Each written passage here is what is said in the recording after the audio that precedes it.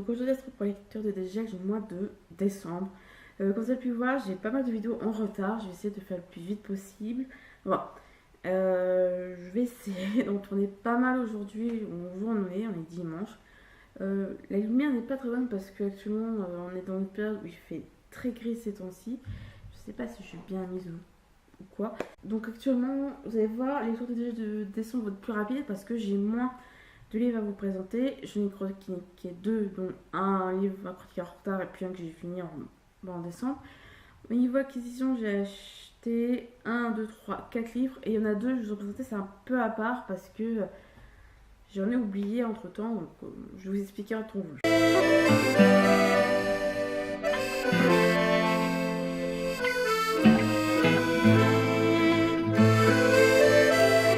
Dans les livres que j'ai chroniqués, il y a évidemment Sanatorium de Johanna Zahir, qui est en auto-édité. Je vous l'avais présenté durant la lecture de Dégel d'octobre, parce que je l'avais lu en octobre. Très fin. De toute façon, je vous mettrai la chronique en barre d'infos. Je crois que je pourrais vous parler des milliers décembre de la fin. De toute façon, tellement que c'est incroyable ce que j'ai lu. La chronique vidéo devrait bientôt arriver. Je vais essayer de la tourner après celle-ci, ou en tout cas. Mais actuellement, je ne sais pas dans quel ordre vont sortir les vidéos. Au moment où je les tourne, on verra bien ce que ça donne. Mais en tout cas, c'est un bon petit livre que je vous conseille à lire dans le période d'octobre, d'Halloween, parce que justement, le début du résumé parle du lendemain d'Halloween. Donc, moi, c'est clair et net. Ça me dit que un cette relation, c'est bien si on veut développer un petit peu, enfin, si on veut aider les auteurs auto-édités. Autre livre que j'ai lu et chroniqué, c'est Inferno de Dan Brown. Enfin, je l'ai terminé. Ça fait plus d'un an que je le lis, je crois. Pour cette information, je ne l'ai pas lu en format écrit. Vous allez me dire, tu l'as pas lu, mais tu l'as pas lu sous format écrit. Non, je l'ai lu et terminé sous format audio, donc sur mon portable, je précise, avec l'application Audible, je sais pas comment. Moi je dis Audible parce que ça s'écrit, voilà, Audible, mais je sais pas qui est juste là.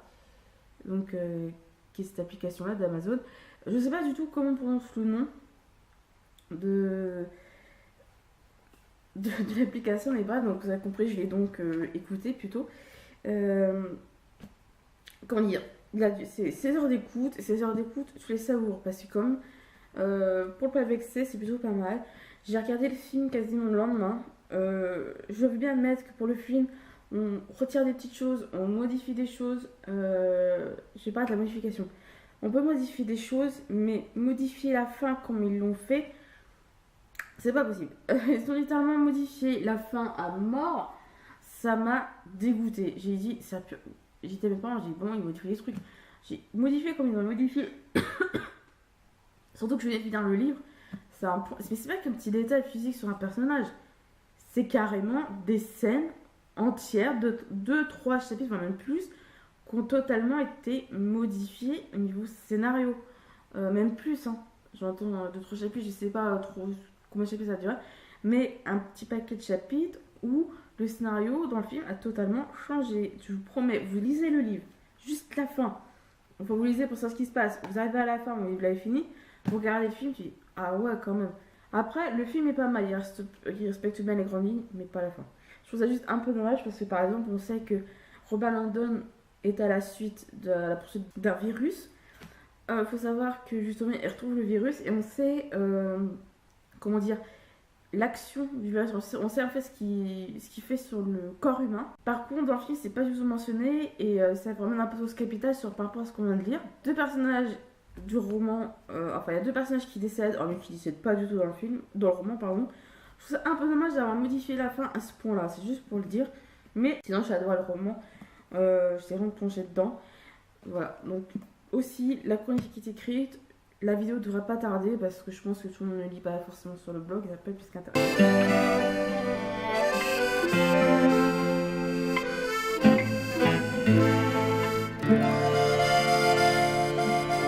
Alors en acquisition, il y a deux petits, il faut que je vous présente. En fait, je les ai acquis en novembre, mais j'ai totalement oublié de les mettre en novembre parce qu'il y en a qui étaient. Je le mets directement dans la bibliothèque ou de le mettre sur une espèce de bibliothèque à côté de mon bureau, où je mets de la paperasse, où je mets les piles de livres justement pour lecture de Dégel, pour les chroniques, etc. Il y en a un, j'ai mis carrément dans la bibliothèque derrière moi, et l'autre, j'étais en train de le lire, donc c'est sur ma table de chevet, donc comment oublier c'est énormément un bouquin. Le premier, c'est évidemment Les Rois de Scie de Margaret Casey, donc le tome 3, Le Cri, là encore une fois, c'est de Johanna Zahir en auto-édité. Elle était de passage au Mans 1er novembre. Je vais profiter pour vous parler de justement Sanatorium que je venais de finir à ce moment-là. J'ai donc commenté le tome 3. J'adore la couverture, je tiens à le préciser. Derrière, elle est comme ceci. J'avais fait une série, je crois, sur Snapchat ou Instagram, je sais plus, où je déballais sur mon colis. Actuellement, je le lis et j'en suis à ce stade-là. Donc, vous voyez, un bon petit cas. Je disais, si le embarque pas, je regrette aussi. C'est parce que je les plastifie aussi quand je peux. Je suis au chapitre 11.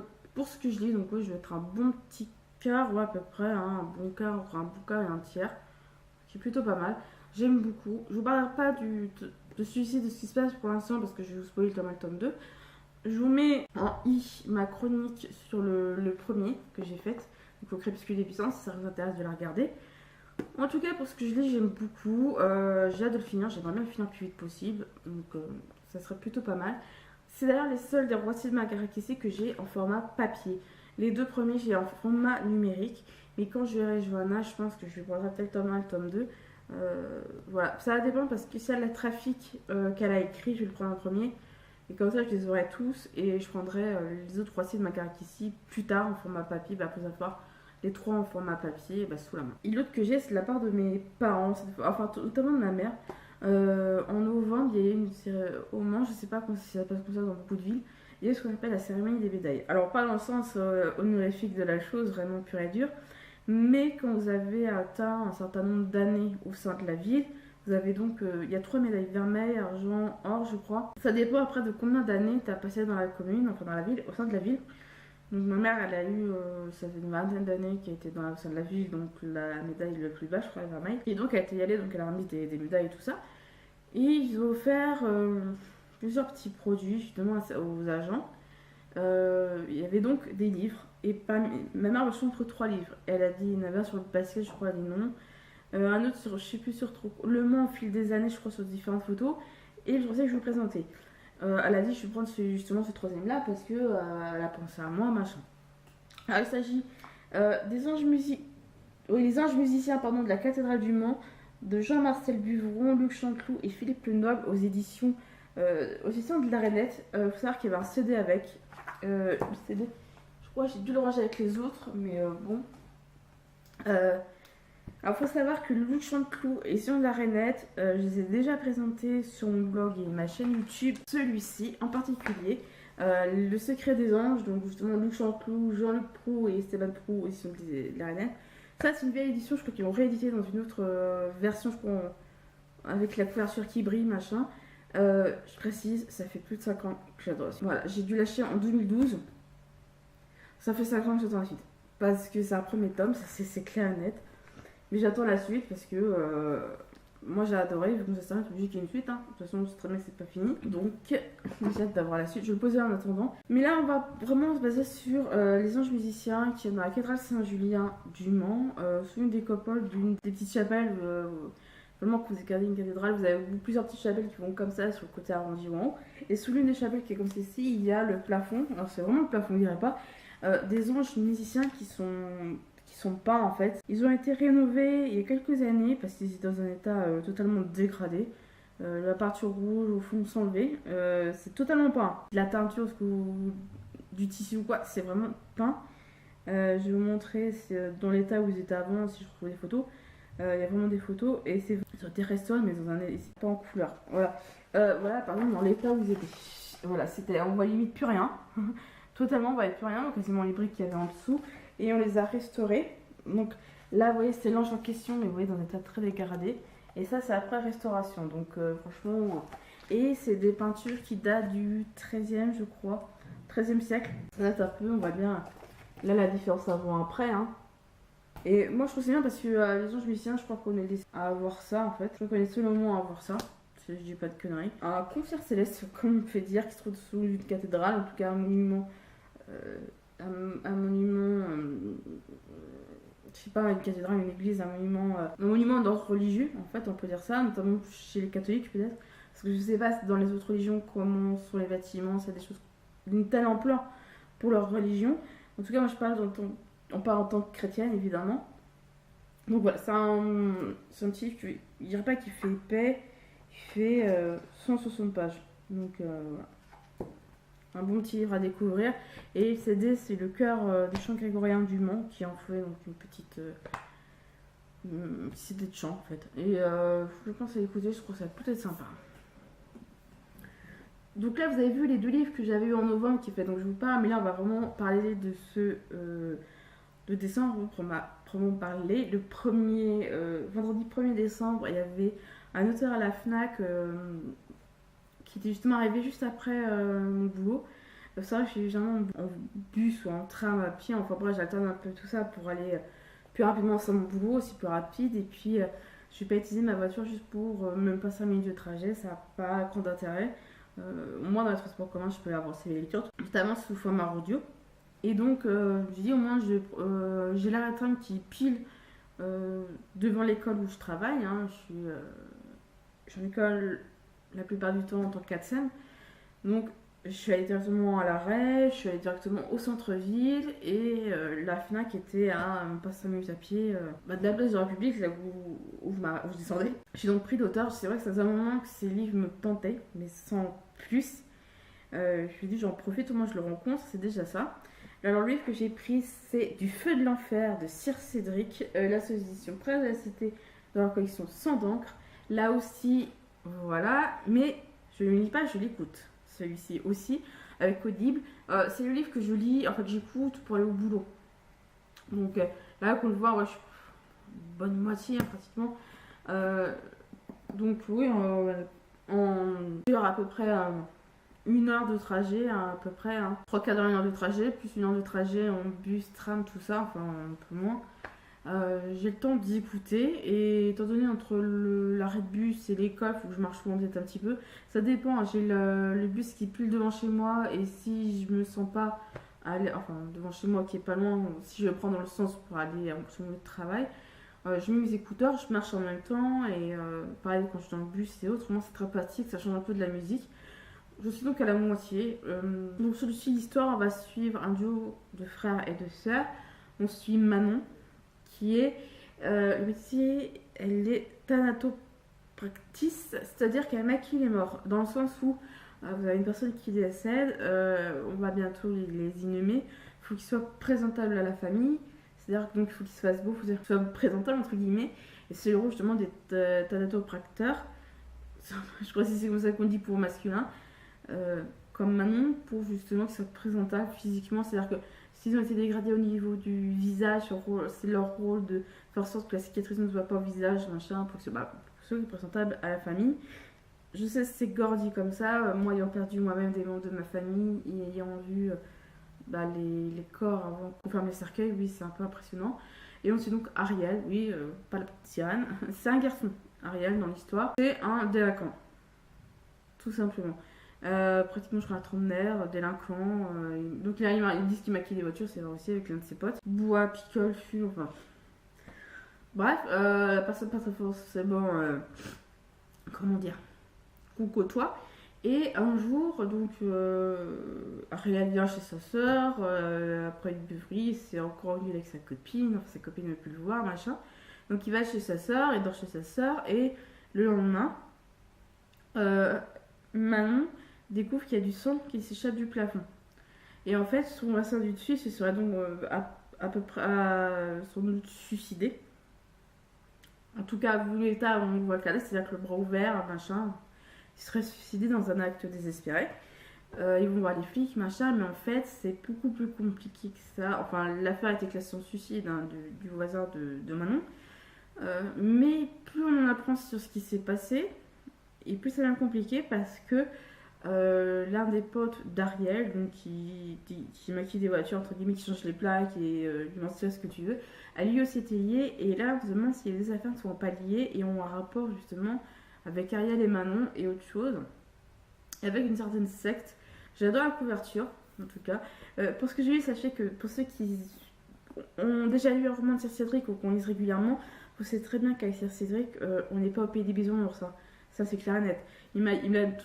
Il a été clair, hein. De toute façon, c'est gore, c'est trash. Il a dit qu'il était toujours surpris que son éditeur publie ses bouquins. Moi je dis, il me dit oui, c'est gore, c'est trop ça, je parle vraiment un truc puissant. Ce que je lis, je trouve limite ça, non.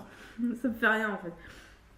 Ça peut paraître bizarre, oui, j'ai un petit espèce de haut de cœur parce que quand il parle de chiens décapités, ce que tu veux, oui, ça hausse le cœur, mais ça me fait hausser mon cœur, mais sur le coup, ça me fait.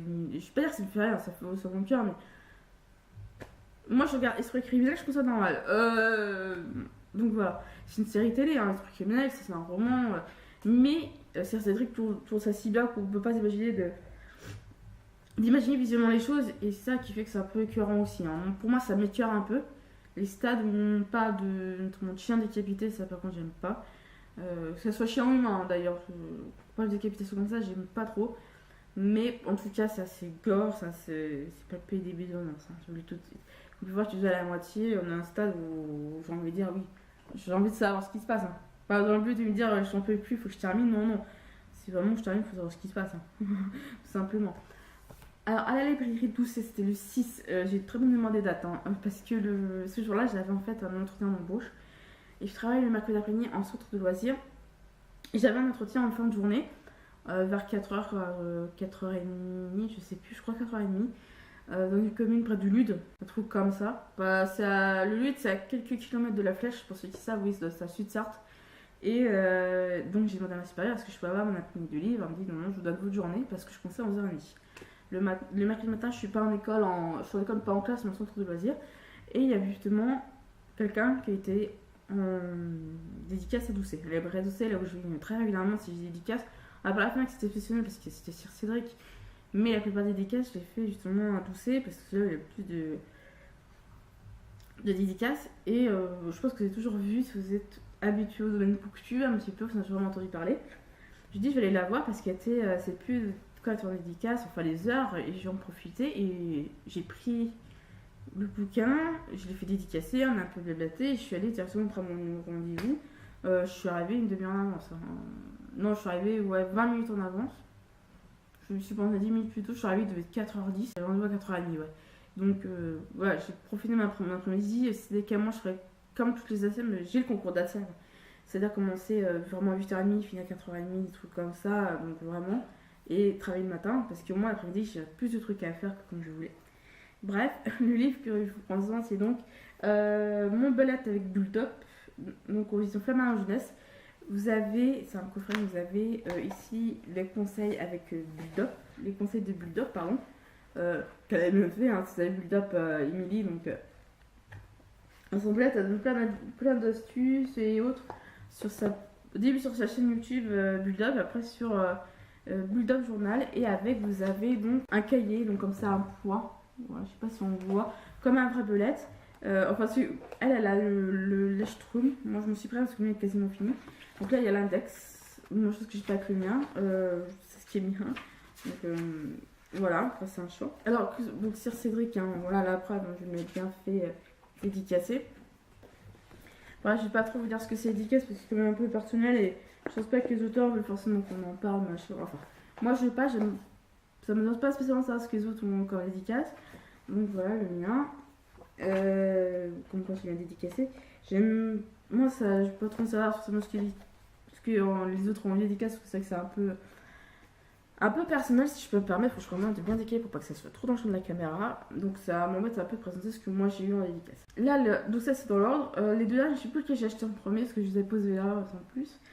Je me suis donc acheté aussi Last Descendant, le tome 2, la tombe du Khan, K-H-A-N, c'est Khan je crois, c'est tout difficile, de Matthew G. Kirby, aux éditions Bayard. J'ai le tome 1, je l'ai toujours pas lu. Voilà, mais la Fantasy Script qui est en moi sorti à CD. Et donc le dernier livre que j'ai à vous présenter, c'est Les Orphelins de Windrathor de Paul Clément. C'est une intégrale qui comporte pour l'instant les 4 premiers tomes, je sais que c'est à la fin. Hein. Il y aura un sacré tome en cours. C'est ce qu'il dit, je crois, en plus, comme il dit. À suivre dans l'épisode 5, avant d'espoir déjà apparu. C'est les 4 premiers tomes. C'est une édition collector numérotée, donc j'ai le numéro 36. Donc c'est une édition numérotée qui a été faite uniquement pour ceux qui ont soutenu c'est comment dire que ceux qui ont participé sur Ulule, qui ont pu avoir, en tout cas, cet intégral collector des 4 premiers tomes des Orphelins de Windrathor. Donc voilà, je sais pas du tout de quoi ça part, je vais essayer de tenter un peu plus de 500 pages, donc ce qui fait à peu près 516 je crois. Donc ce qui fait un peu plus de 100 pages par tome. Donc une collector comme ça, pour le prix que j'ai payé, j'ai dû mettre je crois participer à hauteur de 15 euros je crois, je sais plus le terme exact. Pour information, il y a eu... Ah voilà, cette édition numérotée, dédicacée et illustrée a été tirée à 115 exemplaires. Donc j'ai le 36 sur 115, à peu près 70. Donc ce qui est une participation sur Ulule, je ne sais pas si l'auteur en fera d'autres. Donc elle a été dédicacée là aussi, hein, qui dédicace. Donc voilà, en plus. Et avec, il y a eu des petits goodies en plus que j'ai eu, je vais vous les montrer, je les ai mis justement là. Il y a eu 2 petits marque-pages, donc... celui-ci avec le titre des enfants justement avec une espèce de ruban et derrière c'est un comme un ruban, une espèce de ruban marque-page qui sort, je l'aime beaucoup. Il y a celui-ci qui est justement sur d'autres romans écrits par Paul Clément, donc Creuse la mort et les décharnés, donc voilà comme ça, et derrière il y a marqué Creuse la mort justement avec un petit crâne. Je sais pas si je vais les lire, si je vais déjà lire ceux-là, vous m'attachez à d'autres, enfin lire à d'autres. Et il y a eu 2 petites cartes postales ici, donc l'édition de Sophan de Windrathor, donc celle-ci, et puis la couverture. Il y a eu des dessins qui ont été faits dans le livre, il est là. Donc il a été illustré, hein, il n'est pas illustré à chaque chapitre par exemple. Il y a des illustrations comme là, par-ci, par-là. J'aime bien, c'est sympa, donc l'illustrateur qui a dû faire ça en plus. Je vais voir quand je vais me le caser. Si je vais lire par exemple un tome par-ci, un tome par-là, je vais voir combien de temps, à peu près, comment l'envie me tend.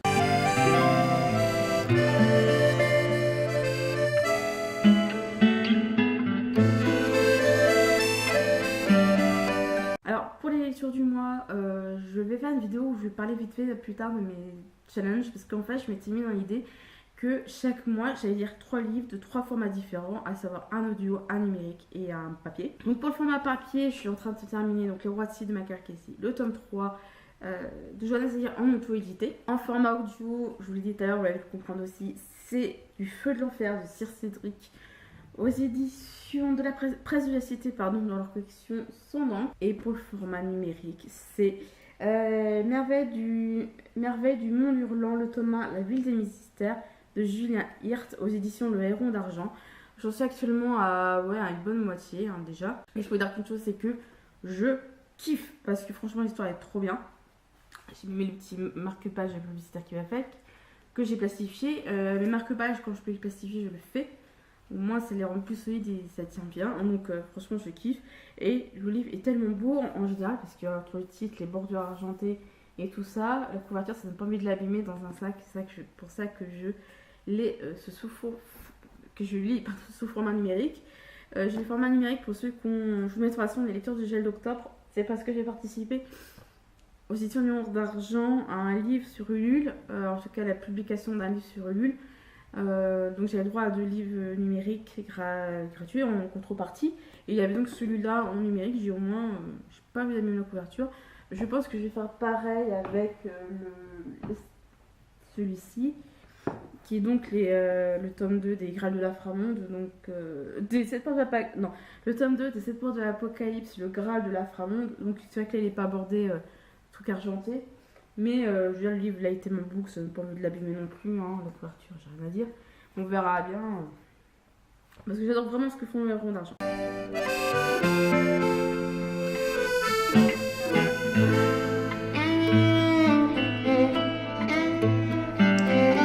Les lectures de dégel du mois de décembre sont terminées, j'espère qu'elles vous auront plu. J'essaie de ne pas trop durer longtemps, je vais essayer de voir si j'ai le temps de tourner peut-être 1 ou 2 vidéos après. On verra bien la suite de la journée, hein, comment ça avance. Là, je vais d'abord mettre mon appareil à recharger parce que la batterie est quasi morte. Ça va faire bizarre, mais oui, il a coupé un moment par manque de batterie, donc je vais le remettre à charger à bloc si je veux faire au moins 2-3 vidéos après. Sur ce, je vous dis à plus et bonne lecture à vous. Au revoir.